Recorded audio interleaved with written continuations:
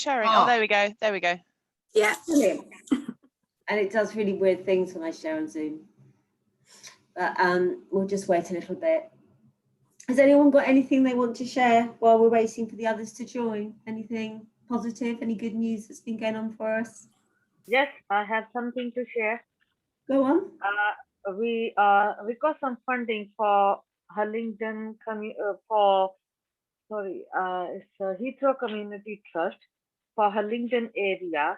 We are starting healthy cooking classes for young moms to train them for cooking sessions via Zoom, and then art and craft club as well. So as soon the flyer will be ready, we will send it to you as well. Send it to us, Shanji, or send it to me, and I'll send it out in a newsletter to everyone.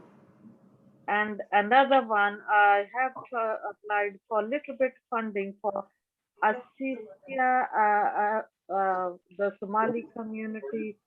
They've got the grant, and we're gonna start some youth allotment of training sessions for 4 Saturdays. Trained them to become to lead some work in the future for allotment and environment site. Okay, thanks, Shanji. Thanks for sharing that. I'm going to make a start. We're getting close to 25 to. Could everyone, just for a bit of housekeeping, so as we all know, the regulars know, this is an hour and a half forum for us all to talk, and we've got some amazing presenters today to share with you. And our topic for this week, because we're slowly getting out of lockdown, is reaching out and getting out. I think that's a lovely theme. So the housekeeping, yes. So just unless you're talking and you can put your hand up with and if you can't do it with the emoji, you can put your actual physical hand up. And you could put your mutes on while the presentations are going on. If you want to share anything, put your yellow hand up or your real hand up. Also, some of you already done that. If you can share and wish to share your contact details in the chat, that would be amazing. Just at the end of it, in order for us to be able to show that we are doing the best for the community, I'm going to send a little link. If you could fill it in just to see how satisfied you are with the workshop that you're having today, with the forum you're having today. And I'll put it in the chat about 5 or 10 minutes before the end of the workshop. And I think that's it with regards, I've been bitten, with regards to housekeeping. So we have got some amazing guest speakers today. I just want to thank everybody who's here, but also talking. And we're going to start off with Frances Bennett. And her project is Let's Go Outside and Learn. Frances, are you here? I am, yes. Hello, hello. Would you like to share a presentation? Yeah, please. All right, let me unshare then. Hold on a second. Okay. Are you able to? Yeah, I can do that.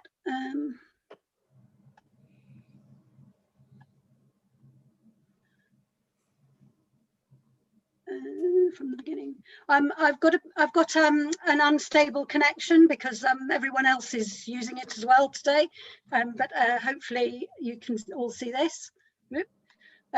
So we're a community interest company. We're called Let's Go Outside and Learn. We were set up in 2015, and we work in the London boroughs of Richmond and also in Hounslow. And our aim is to introduce people who are living in an urban environment to get outside into the natural environment and their local spaces as well.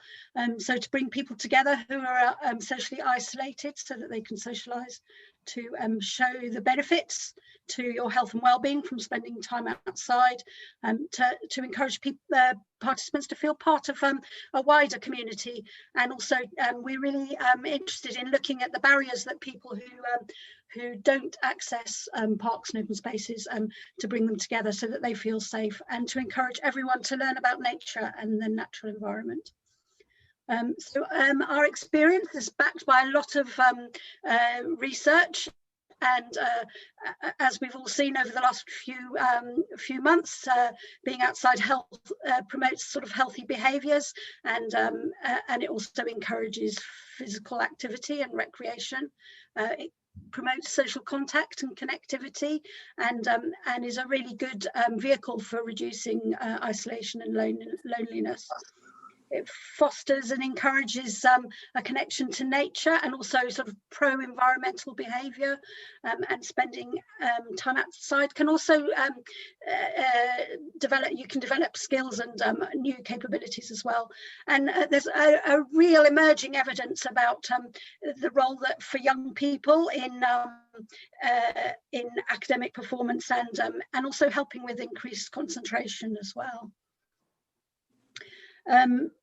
Research also tells us that it's really, really good for our health and well-being, and helps reduce stress and improves resilience. It helps with depression, anxiety and fatigue, and has developmental outcomes for all ages. And we'll look at this in a little bit in a minute, if that's okay. There's loads of attitudinal outcomes for spending time outside.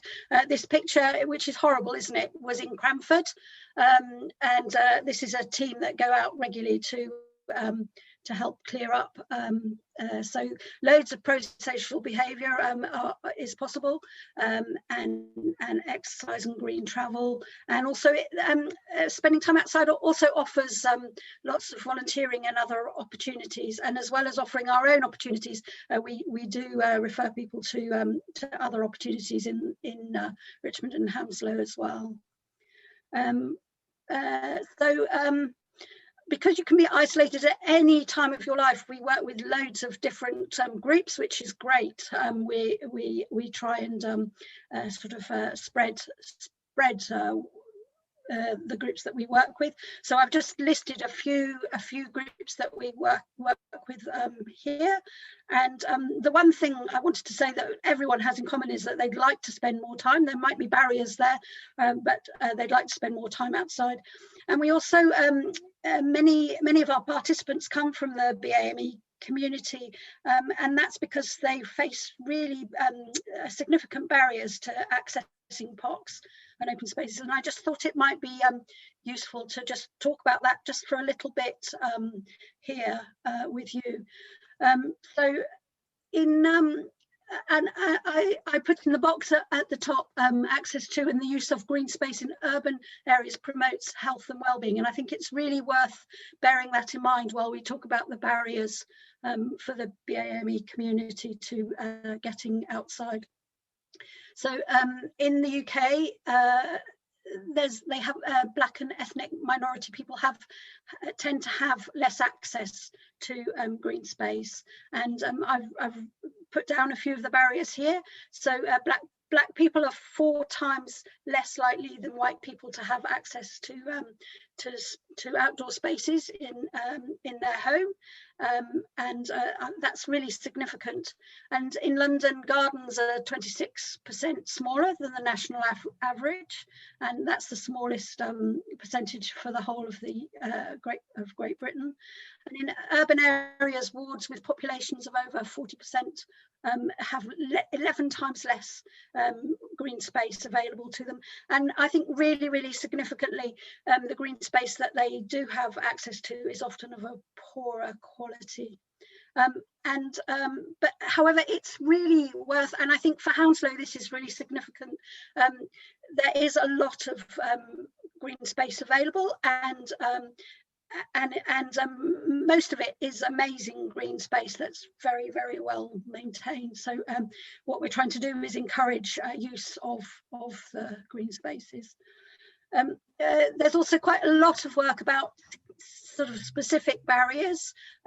So there's some evidence of racism for teenagers, sort of spending time in parks and playgrounds, and there's reports about it being the least safe urban environment for this group of people.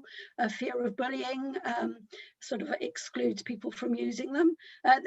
Some groups report a fear of dogs, and as we know, dog walkers are in the parks all the time, all year round, so that might be a significant barrier. One of the things we find with, and this is across the board really, access to public transport means that people have to stay really close to home, and if your local park isn't well maintained, that's going to impact on your access to open spaces. And then sort of across the board, concerns for public safety is the biggest single reported barrier for people living in an urban environment.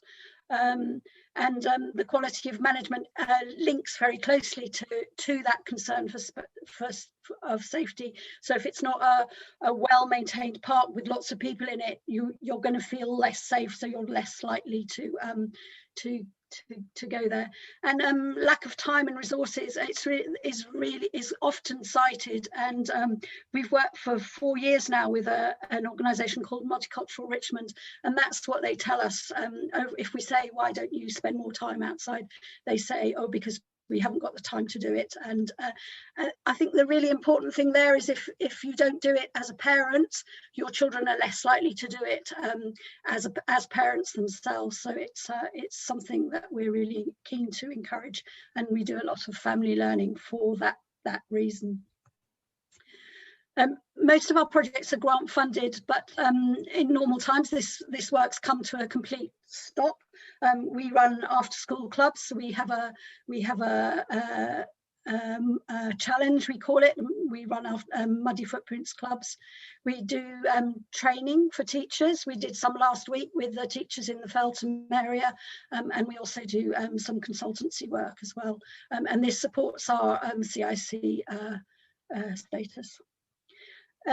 Last year, during the first lockdown, really early on, we did a survey to ask people how they were using nature to support their well-being.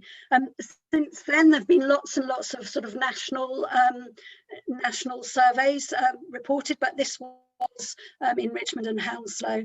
We were really pleased that 100 people responded, and all the respondents talked about the links between health and well-being and the connection to their connection to nature. Most told us that spending time outside had a direct and really positive impact on their mood. Some people talked about how nature had inspired them. Some found it important as a social space. And we did some workshopping with young people, and for them, that's what they talked about most. They said they were stuck in their bedrooms, but actually going to the park was a way of connecting with other young people. For other people, it was somewhere to exercise, and some people, really interesting, talked about the positive impact of the pandemic, and that it had given them the opportunity to spend more time sort of observing nature. And one gentleman said that it was the first time since he was a child that he'd been able to take that opportunity, which was really nice. There's some really great quotes. Mental health in lockdown saved by local walks in green space. The reports from this are available on our website, and I've added in the link there if anybody wants to have a look in more detail. Quite interesting, and compares well with all the national surveys as well. So interestingly, we also learned quite a lot about the barriers to spending time outside. So people told us about poor physical health and illness being a barrier. They talked about the limited mobility. They talked about their poor mental health as a result of COVID, which meant that they were too scared to go outside.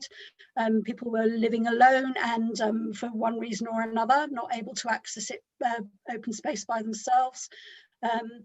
People talked about how they had no access to private or shared outdoor spaces. They talked about limited access due to the distance of their home from parks. They talked about the poor quality of open space, which made them feel unsafe. They talked about concerns about overcrowding and not being able to, and worried about not being able to keep a safe distance from each other. And a really recurring theme all the time for all our workers, they talked about a lack of facilities such as public toilets and also benches as well. And it was really interesting. All these barriers sort of reflect experience from pre-COVID times. The other thing that we learned was that the survey showed how parks and green spaces can be used to improve health and well-being, but the strongest impression we felt was that the comments was that at a time of isolation and at a time of chaos and uncertainty, people were using nature to create meaning and purpose to their lives in order to cope better with the negative feelings. And for us, that was a really important finding.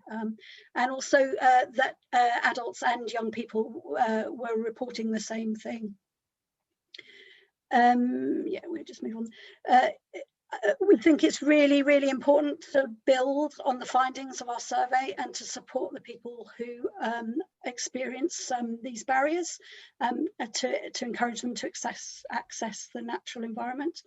We know that coronavirus has exacerbated health inequalities and has taken a really significant toll on people's health and physical and mental health. And it's also increased the severity of loneliness and isolation. So we think there's a real need for the work that we're doing. We also think there's a real need to ensure that the whole local community can benefit from spending time outside as well. So just sort of in conclusion, I think parks are, we feel really strongly that parks are a part of the social infrastructure of the local community, as well as sort of physical infrastructure, which is how they're normally viewed, and that by supporting activities we can encourage people to come together, and regardless of ethnicity or age, everyone values good quality green space that's well managed. And that one of the main influences on an individual's use of green space is how safe they feel when they're using it. And if they don't feel safe, this is going to impact on their level of use. So it's got green space has got a real potential for bringing people together and to providing a space for sort of organised, but also for really casual encounters with your neighbours, which I think is really important for community building. Just a little bit now about the work that we're doing at the moment. This year we've got projects with a few new groups for us. So we're working with adults with learning disability. We've got a lot of work with families, and I'll share some of that with you in a minute. We've got a social action project for young people who are aged 12 to 18, which is quite interesting and builds on a project that we did with young carers in Hounslow a few years ago. We do quite a lot of intergenerational work. So at the moment, we're just beginning a project where we're going into care homes and working with children as well. So that's great. We've restarted some projects. We're working in Donkey Wood on a community engagement project. We're just starting our stroll and our chat in Richmond. Unfortunately, we don't have funding in Hounslow to do that at the moment, but we're hoping we'll find some eventually. And we have a volunteer program as well. They're called Nature Buddies, and we're really keen on recruiting volunteers at the moment, because we like the volunteers to reflect the community that we're working in. So very briefly, this is our family learning project that's in Donkey Wood. We've got a series of engagement activities over half term, and then in the summer we'd be really pleased if anyone can promote that for us. We're also doing the same thing in Chiswick at Duke Meadow and at Chiswick House, and this is our volunteering program. I've included all our contact details here. We do quite a lot of social media, but there's all the events are on our website. And these are just some quotes that I thought you might like to see, that from a project a couple of years ago. So I've learned to look after our environment and wildlife and made new friends. And this one I love, nature is a good friend. You can see how it changes over the year. So thank you very much. I don't know if anybody's got any questions. Frances, thank you so much for that. It's really, really interesting. Would you share your PowerPoint with us so we can send it to the group? I have already actually, but I didn't. The one I shared, I didn't include the family learning, so I'll reshare that if that's okay. That would be great. If you wouldn't mind taking down the share now so I can see what hands might be up, that'd be amazing. Yeah, Thank you so much. I think your photos, by the way, are amazing. They speak volumes, don't they? Yeah, they really, really do. So has anybody got any questions at all for Frances? Nothing at all. You've stunned everyone into silence. I would say we're really, really keen on working in partnership. So if anybody's interested in developing a project with us, we'd be absolutely delighted. What sort of partnerships are you thinking of? Can I say something, please? Yes, Shanjit, you can. You can say it louder if you want to. Brilliant work, very inspiring, honestly. I'm very impressed, honestly, because we also do a lot of allotment work, and we take people out and engage them with growing food and grow food together as well. So I will be very interested to be partnership with you, and I have my details on the chat box. Could I have yours, please, Okay. my darling? Yeah, And I put mine into number. the chat. Okay. I put mine into the chat. I'd be delighted to hear from anyone. Thank you. I would love to work with you.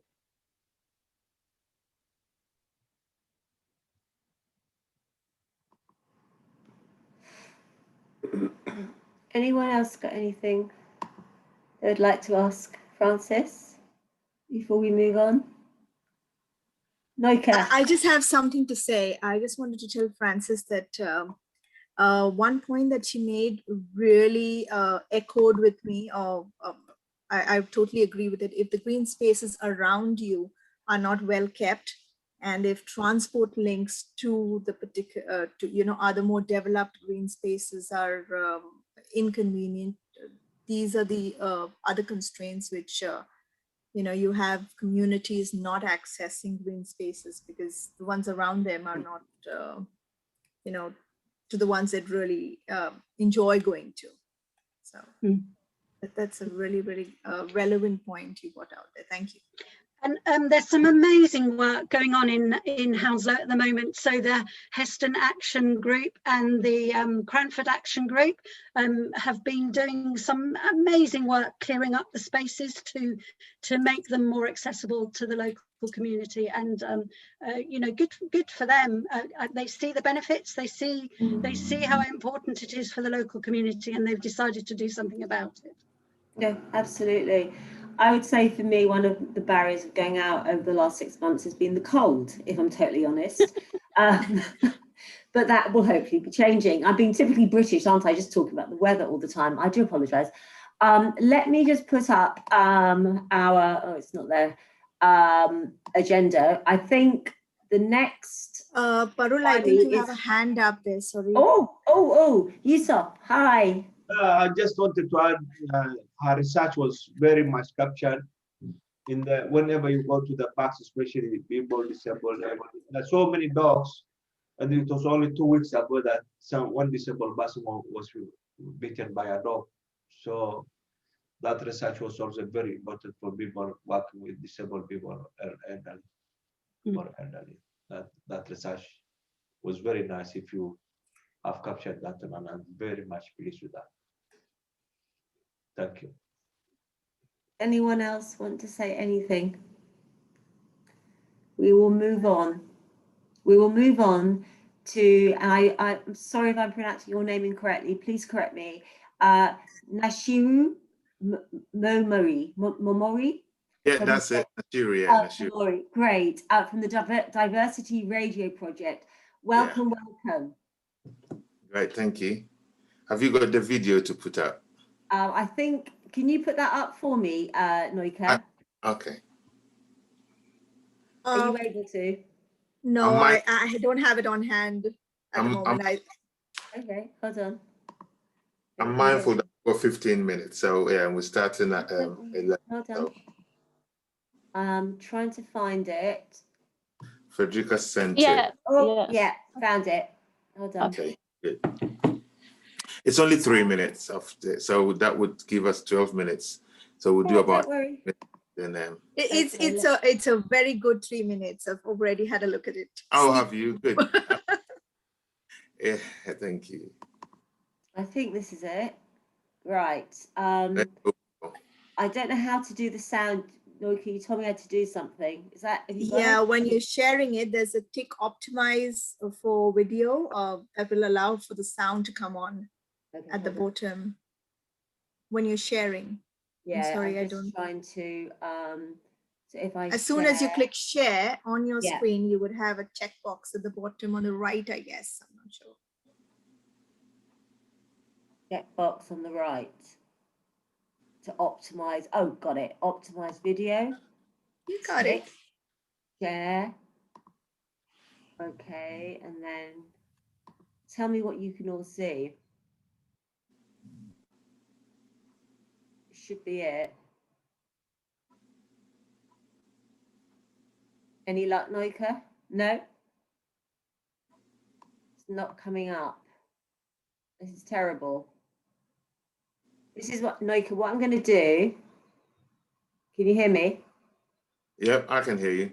Okay, what I'm going to do, Noika, is I'm going to send it to you because my computer is, for some reason, it's flashing.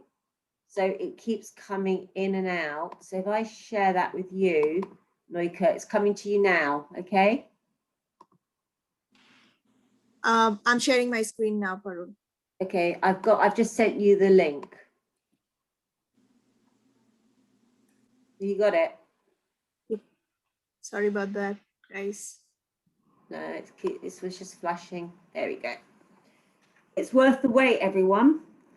Oh, thank you. It is. You got it, my love. Oh. Yep. Yay. Thanks, darling. Okay, do you see my screen? Oh, yeah. Yeah. Hey, it's James Mulvaney, founder of Radio.co. Today we are right here in New Cross in central London to talk to Nash and his team about diversity radio. So let's head inside and find out what's going on.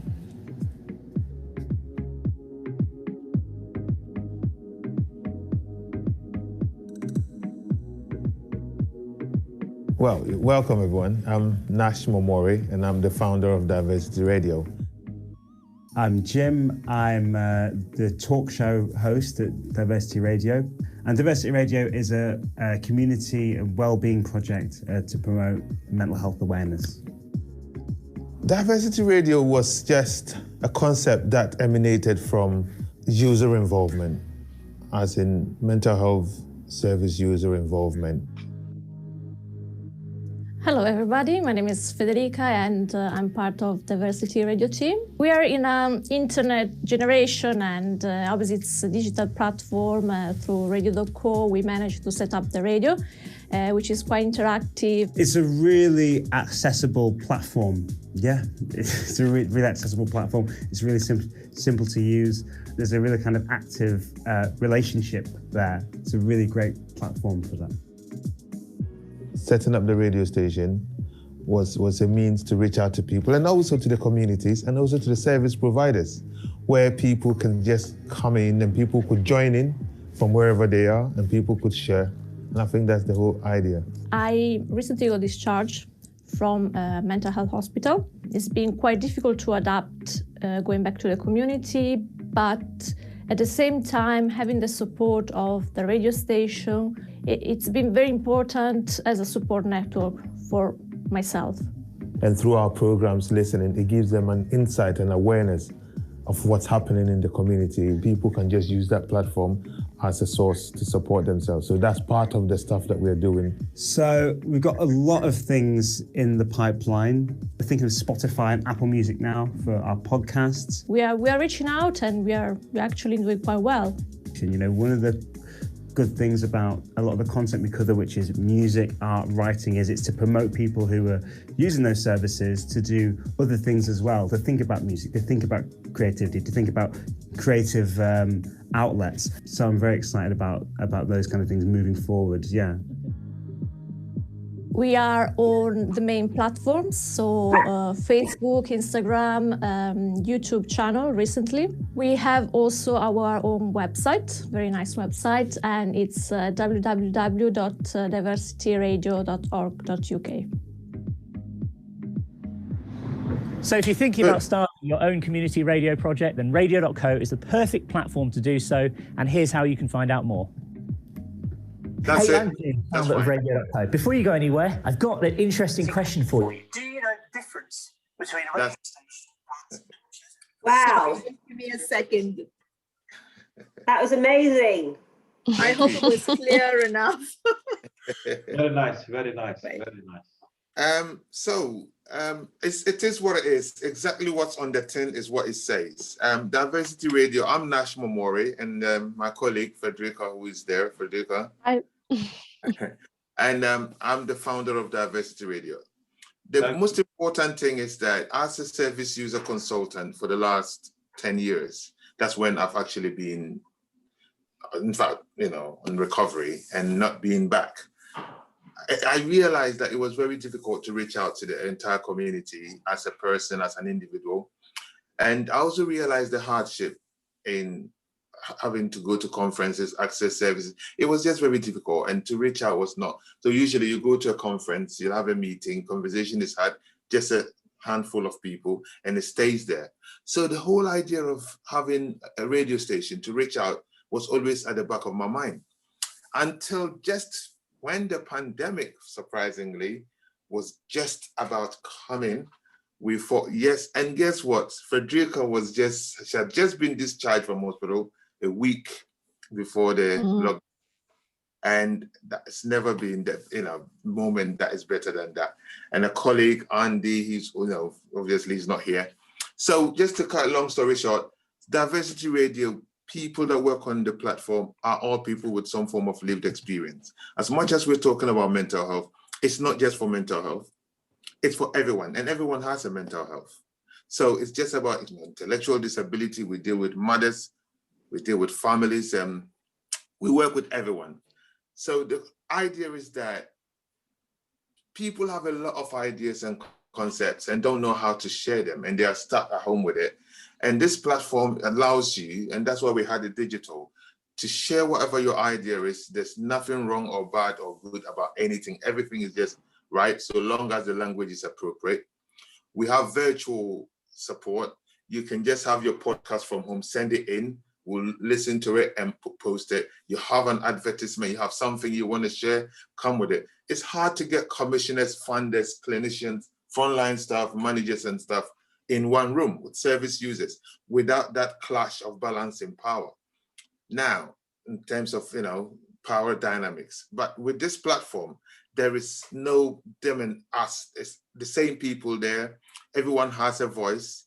Commissioners had the opportunity to listen to what service users have to say. A good example is during the pandemic, there was lockdown. When we were in hospital ourselves, we were locked down and then locked down. Most of our colleagues who had just been discharged, like Frederica and the rest of them, got loads. They did podcasts and stuff, 5 minutes, 6 minutes, send them into forensic services, inpatient services, for them to listen to know what was actually, they were curious, thinking it was just them.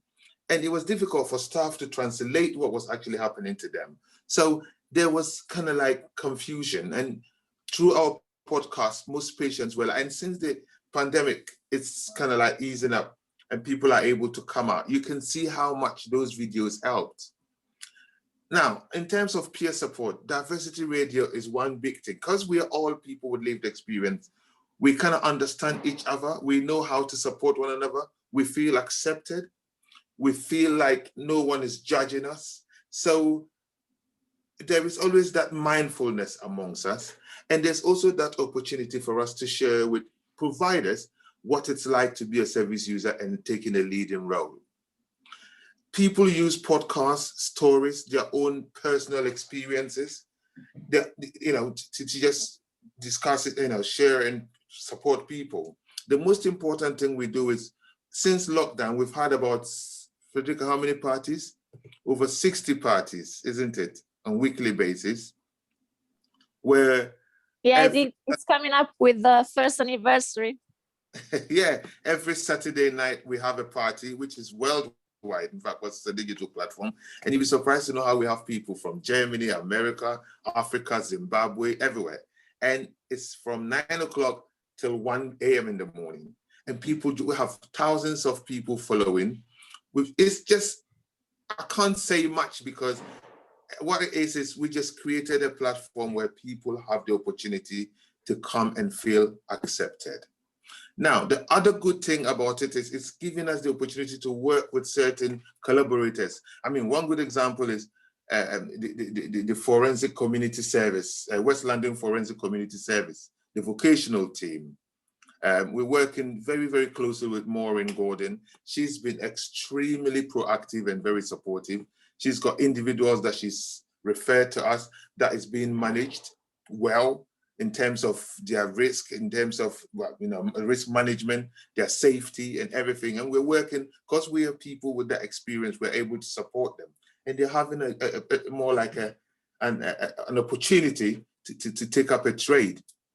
Other thing is that I would say, the only thing is though, there is a lot of challenges here, I must admit, because we are all the same kind of people with certain different diverse experiences. Yes, it can be sometimes a bit challenging for us. Help us to learn to support one another better than ever. So yeah, I don't think I've got much to say other than just say that this platform is for everyone. It's free. Whatever advertisement you have, whatever need you have, whatever information you want to share out there, we are always happy to embrace it. And you don't have to walk into the studio to share. You can actually share your experience virtually. That is how sophisticated it is. And I would leave Frederica to chip in if she has anything to say. Well, Nash said quite a lot, but as I said, yeah, last year I was recently discharged from hospital, so it was quite hard to be restricted again with the lockdown. But the radio really helped us and give us the opportunity to grow and plan more things for our, friends and service users that were still in hospital. And yeah, I think the video was quite explanatory, and really hope you enjoyed the video. So. And your role, Frederica, how did that support? Yes, I do social media, so the different platforms. And it gave us, that's another career pathway. When Frederica was obviously interested in the social media stuff, we sourced out some online courses. We had a bit of money to pay for her course. She got a diploma in social media and marketing, communication and marketing. And now she is actually our social media manager. And it's been fantastic. I don't think we could have done, thank you anyway. And that is how much we support each other. So this is a platform where, with the little amount of push, I think would be the mouthpiece and platform for all. Everything that we're doing, it'd be great to come here on this platform and share it. The good thing is it's international. Do you have any questions? And I'm sorry, I'm not very good at saying good stuff. I would totally disagree. You are amazing at telling us. I've got the energy that the two of you have for this project is just extraordinary. And if I could clap my hands at the moment, I would, but I can't because I've got a puppy in them. Yusuf, would you like to talk? You've got your mute on. You've got your mute on. Yeah, sorry. Yeah, very much impressed. And diversity radio, I also hear sometimes inclusion. We used to hear names like Black people before. Now we used to hear like people of color. So the element I will take from what you have done today is very embracing. And then the notion that you are saying reaching out, that an opportunity. That is the element we would like to see. And you have covered about the pandemic, and you see the contribution of the people of color during the pandemic. That is what we were recognized more. And then coming out of the recognition, we need to hear about opportunity, reaching out. We need to move from inclusion, from diversity, all these things. We know sometimes it works at the beginning, but it didn't work again. These things of inclusion, diversity, all these things. It's very important in partnership, in consortium, yes. But we would like to see how many people you have trained, how many people, the way you said, went into marketing, went into social media, went into the locality, all these things. I think the people of color need to do rather than these names, inclusion, protest, this thing. We need to see now opportunity and reaching out. That is, and we are doing that now. But you know the scale to expand. Can I support that? Yeah. The reality is that, okay, we are on Apple app. If you go there, you can download our app on your phone. If you're on Apple, if you're on Google, it's Google Play, Alexa, or TuneIn Radio. And the awesome thing is, under a year, with Frederica's skill alone, we've managed to get over 8,000 followers and listeners on different platforms. Yeah. Now, Frederica was just one example. We have got we've got about 9 volunteers. Each one has had some form of lived experience, 7 of which have all come out of hospital. And the good thing is that none of them, and they've all got a history of readmittance. And since joining Diversity Radio and since their discharge, not a single person has gone back to hospital. And they have all actually translated. And our comms director is someone with lived experience. The project manager, lived experience. Myself, lived experience. DJs, everybody has got that form of, and yet we have to work with our professionals as well. And the good thing is the relationship that we are building. Like I use Maureen Gordon, for instance. I mean, she has worked with Frederica as a patient. She's worked with other colleagues. And now she's able to look back and work with them from a different perspective as working partners. And it's not blurred, and she's not seeing any stigma with it. And that is not easy. It's very hard to understand. All those things, barriers have been worked through. And then there's a lot of boundaries put in place. And our working relationship is demonstrating that through collaboration, we can always get and move forward. When does service users stop being service users? When they take ownership and get support and understand the difference. And that is another thing that we demonstrate. So thank you. Thank you very much. Noika, did you want to say something? Hi, I'm Noika. First of all, I want to say thank you to both Frederica and Nashima. Sorry, Nash. Okay, I get that. So it was I was really after you guys to come on board, because I really felt this platform would be useful to this forum, because from the time we started off, there were a lot of disconnections. I mean, we weren't really connected, and I felt this platform would help pass on messaging that groups here had, you know, into the more hard to reach communities. Thank you so much for being here. Would like if you could send me, put in the chat your link, or how they could get to you to, you know, send in their post, or if they have some special messaging to pass on. If you could put that. I think I put it at the beginning, but I can put it again. Okay. Yeah, absolutely. Go ahead and do that. Yeah. Yeah. So thank you for that, and keep up the good work. Thank you. Does anybody else want to say anything before we move on to our next guest? I feel quite Graham Norton-y. Well, not really. So I'd like to welcome Navida Sayed. There you are. Hi. Hi. Hi. been missing this wonderful platform because I don't work on Fridays. So thanks to Nyoko who reached out when I sent my flyer through. So thank you for welcoming me on board. I'll just begin with a video which I'll share. Just got it on screen. And if I get stuck, then I will ask you guys.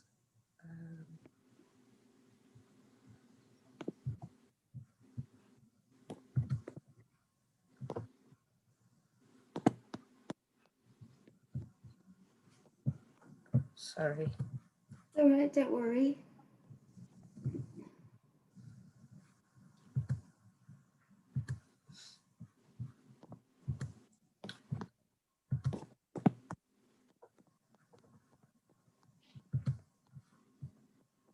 Okay, can you see the screen? I have shared the sound. Yes, we can. Okay, and here we go. Sorry, my computer. Can you see the full screen? Yep, we can. Okay, it's just a minute and a half.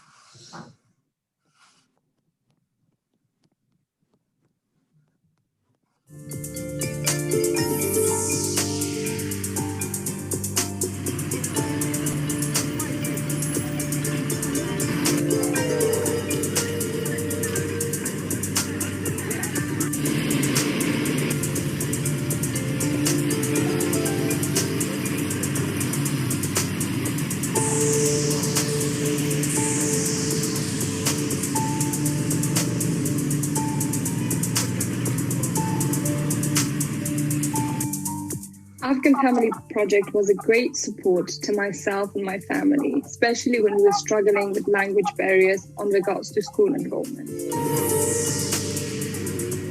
I was referred to Afghan Family Project from a service in Ealing.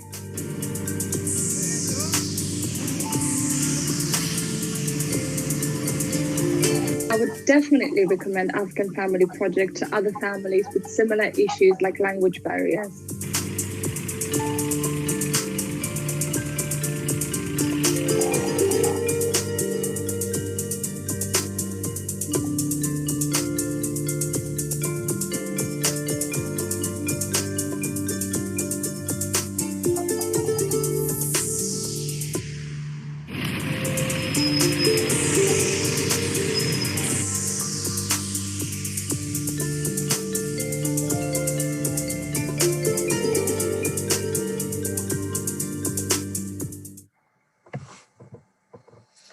Thank you. That video will be available to share afterwards as well. And now I will just start with my presentation.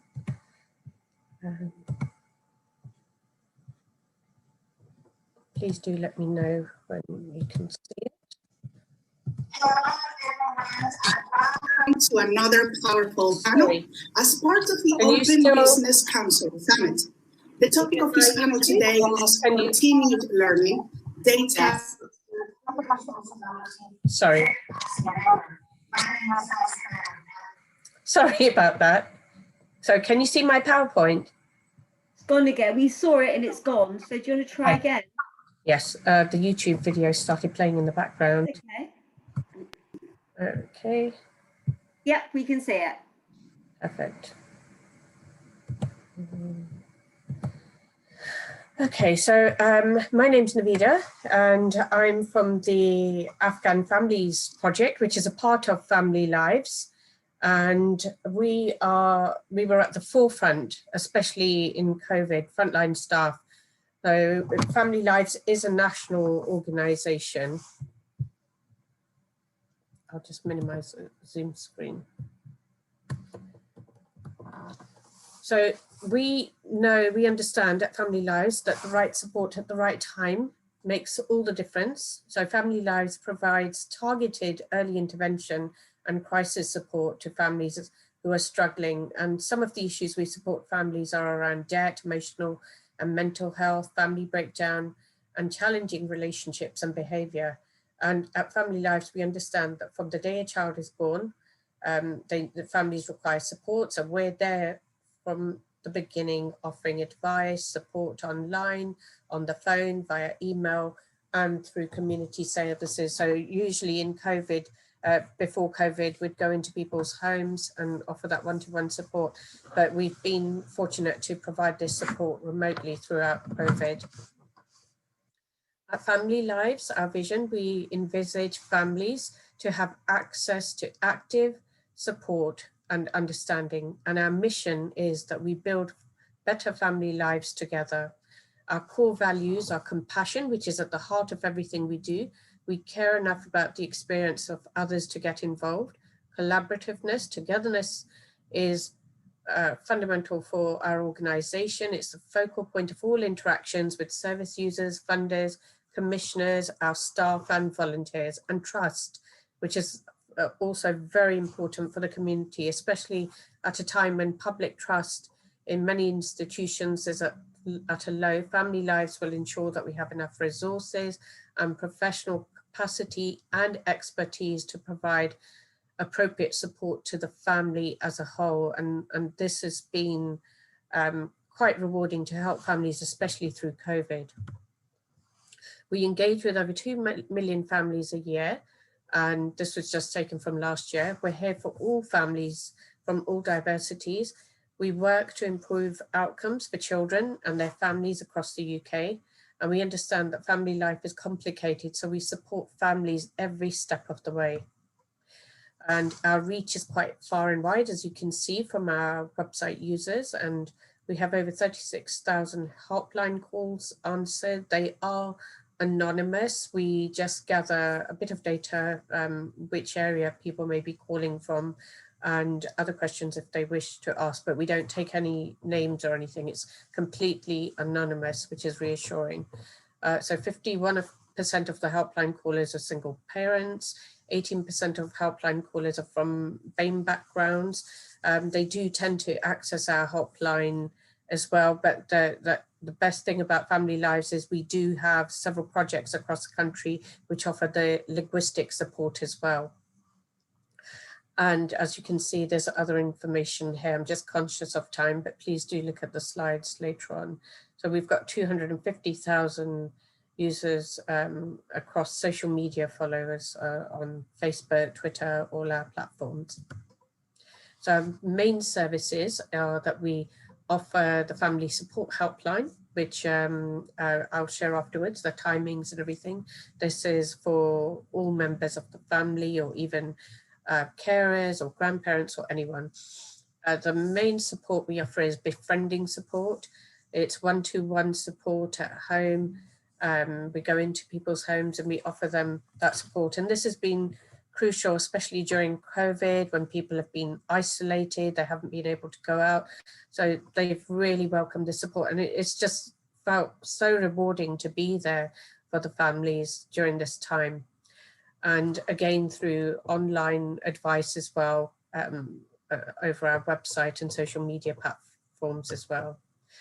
I'm going to talk about the Afghan project specifically now, where it's into the third year of its funding, and we're in partnership with the Afghan Academy International, and we receive funding from the Big Lottery, but it's been a highly successful project. So we are looking into working in partnership and continuing the service. We've had an amazing relationship with social services, mental health, the schools. They've all welcomed the support. And it's also been beneficial for the Afghan community in particular, who are from the Afghan Sikh community, who have a central hub in Southall, and also the Afghan Muslim community. So we've kind of been doing the holding hand businesses if they've been referred through social services or someone, just being with them all throughout the way, supporting them, understanding that the BAME communities were hit the hardest in COVID.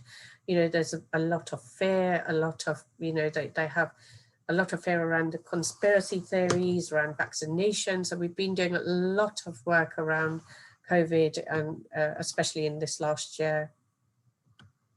Some of the challenges that the community face are they've already fled from their homeland, and they've have experiences of trauma and tragedy, especially the Afghan Sikh community, who have faced double trouble because they're not even allowed to freely practice their faith in their country. They've experienced quite a lot of brutality and injustice. And then they also face discrimination here. Then there's a language and cultural barrier, and they're not necessarily able to express themselves clearly. And this poses a challenge that they're often misunderstood instead of being heard. They find it difficult to trust because of people, there's a lack of cultural awareness, and people just don't have the right approach. We support families, and parents may not necessarily have the parenting skills to manage children's behavior, but that doesn't mean that they don't love their children. They just need a little guidance around parenting strategies and the right support. And they're so willing to work with, you know, people once they know that someone's not against them. And I think this is across the board, especially, you know, there's a big fear of social services. Which takes me on to my next point, which is that often decisions are rushed, and this happens quite a lot, where schools often refer families from the Afghan background as safeguarding concerns, obviously because they're inundated as well, and the lack of understanding.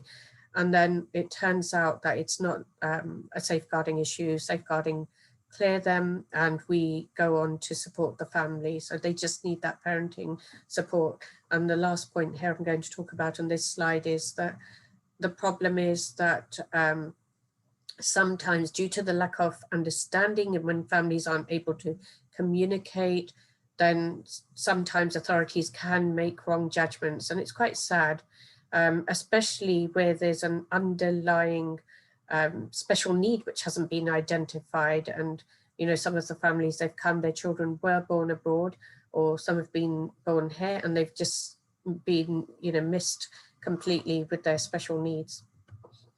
So how does the Afghan Family Project help?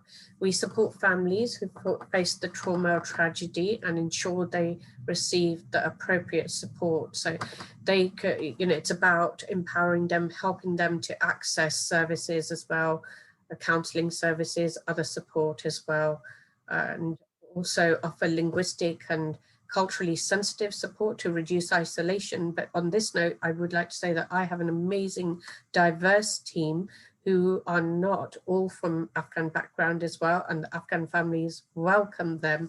You know, they help them with language skills, English, and they also feel, this is why they feel comfortable with Family Lives, because it's a safe space. You know, it's not affiliated to any one particular organization, and they value like our ethos of non-judgmental and keeping everything confidential. So we support families to engage with services. Again, it's about educating and empowering families, helping them understand, breaking the information down. And we offer parenting strategies either in one-to-one sessions or through workshops. And we support families in meetings, like if there's a safeguarding, or if there's any school meetings or any other relevant meetings, we'll just attend with them, just helping them. And really our main work is about helping and empowering families to find their own solutions, gain independence and confidence. So why are families looking for support? As you can see, there's lots of topics we have here, especially in COVID.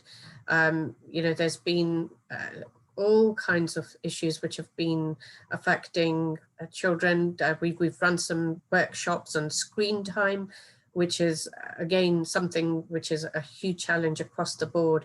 But we were able to deliver workshops in different languages, working with schools, supporting home learning with, we've got experienced volunteers who are also they're experienced in tutoring and teaching as well.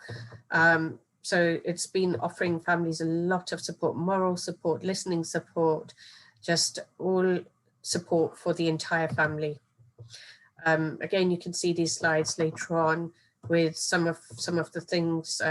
These are quotes from people and the challenges that they've been facing, especially again during COVID. It's been kind of like even more difficult, but we've been able to, we may not have been able to see the families, but we've successfully been able to do video calls with them through Teams, which is a secure platform. Family Lives, we only use Teams. So it's been, the only thing I can say is rewarding, you know, to help families through this crisis. And here again, there's some wonderful quotes from some of our families and volunteers of the kind of support. I won't read them out, but please do look at them on the slides later on.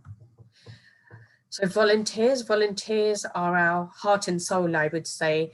And I don't even refer to them as volunteers. I refer to them as my team. It's literally teamwork. It's been amazing throughout Family Lives. We have over 400 volunteers, and they're dedicated, they're committed, and they're absolutely amazing, offering great support to the families.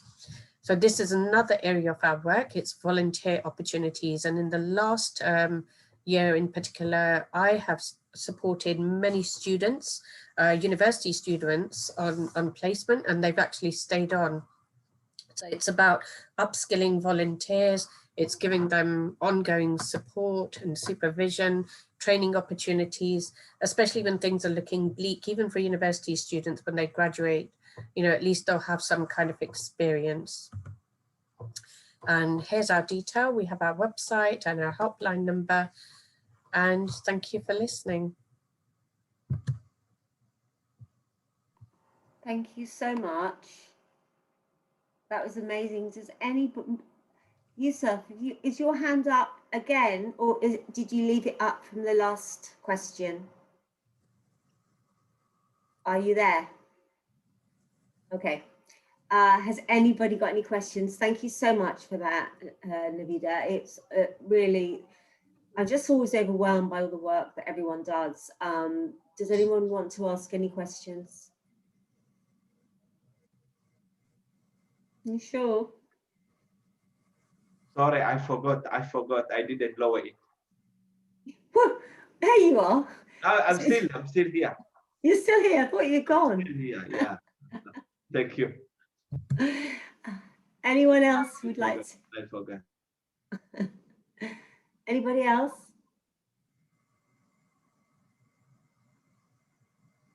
Navida, there's no questions, but we've got your presentation that we'll share with the group. Thank you for giving me the opportunity. It's been, no, thank you so much. I'm always just so overwhelmed, and we've just had some amazing guests today. Would anyone like to, we've got a bit of time left, would anybody like to talk about what might have cropped up for them as our speakers have been talking? Have anyone got any ideas or would like to brainstorm anything with the group? It's a good opportunity to do that. Very quiet group today. Is it because the presentation today was marvelous, you know. Yeah, they were, weren't they, Yusuf? Eyes capturing today, believe me, today was very nice. Yeah, thank you so much. I totally agree with you. It was very nice. Yeah. Anything else? I'm going to, I'm just going to pop, you need some feedback. So I'm just going to Can I just say, yes, so mine is, mine is just one of some other projects in Ealing as well. And we have had queries to, if there's a service in Hounslow as well. So we're open up to, you know, working in partnership. And I've heard the presentation, some great ideas with the radio and the first presentation as well. And I think it's all about working together. I couldn't agree more. So much more. People keep talking about a joined up approach. Those are really just words until we do all just have these sort of forums and do actually start working together. And it doesn't have to be on whole projects. It could be on part projects. And it's just keeping those conversations going. So so if there's anybody, I mean, we've had a lot of names and emails in the chat. Please, you put them there so they could be shared. Feel free to talk to each other. That's what I tend to do through these meetings and other meetings. If someone says something which I think can actually link and help another group, just give them a call. So, you know, we're all working on our separate projects, but we're all working in one community. Yeah, so thank you for that. I've put in the chat the form, if you would all please fill that out. It's not very long. That would be amazing. And I just want to thank particularly our guests for coming today. The 3 presentations were exceptional. And I thank you all so much for your time and for your energy and for your commitment and for your passion. And I'd also like to thank everybody who's attended again today. It's I really enjoy these meetings, and it's lovely to have you all here. And we look forward to seeing you at our next one. Before you go, please don't forget to click that link in the chat box, which Parul has put out there to give us your feedback. And yeah, hope to see you all next Friday. Take care and have a fabulous weekend, everyone. Thanks, everyone. Bye-bye. Bye. Thank you. Bye. Bye-bye. Parul? Yeah? It's Amanda here. Hello, Amanda. Can I see the puppy? Oh, yeah. Oh my goodness. That's so cute. He's biting me a lot. Oh, he is lovely. How old is he? Thank you. 11 weeks. Thank you. See you next. Oh. Oh, baby. Gorgeous. His name's Freud, and he's going through his psychosexual stages at the moment. Oh, is he? Okay. Thinking about psychology, he's going through the oral stage, i.e. he's biting a lot. Okay. Well, he's gorgeous. Enjoy. Thank you so much, Amanda. Thank you. Hi, Karen. And thank you for inviting us again. Bye. Bye. Bye. Bye. Take care. See you soon. Bye. Bye.